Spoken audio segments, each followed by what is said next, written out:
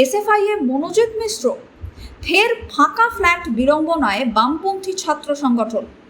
দলের কমরেডকেই কুপ্রস্তাবের অভিযোগ এসএফআই এর রাজ্য কমিটির সদস্যের বিরুদ্ধে। এমনকি ওই মহিলা নেত্রীকে ফাঁকা ফ্ল্যাটে যাওয়ার কথাও বলেন অভিযুক্ত এসএফআই নেতা। চাঞ্চল্যকর অভিযোগ এসএফআই এর দক্ষিণ দমদম ৩ নম্বর আঞ্চলিক কমিটির মহিলা সদস্যের। ইতিমধ্যে সংগঠনের শীর্ষ নেতৃত্বকে লিখিত অভিযোগপত্র পাঠিয়েছেন ওই তরুণী। সেখানে ইস্তফার কথাও বলেছেন তিনি। ঠিক কী দাবি?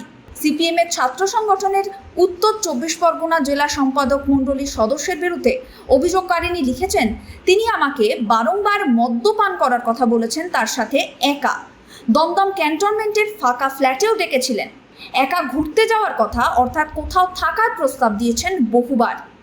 ওই তরুণী আরও লিখেছেন, সিপিএম ডিজিটালে খবর পড়ার প্রলোভন দেখিয়েছিলেন তিনি। নোংরা কথাবার্তার মাধ্যমে আমাকে অস্বস্তিতেও ফেলেছেন। ওই চিঠিতে যৌনগন্ধি অশালীন প্রস্তাবের কথাও উল্লেখ করেছেন ওই মহিলা এসএফআই নেত্রী।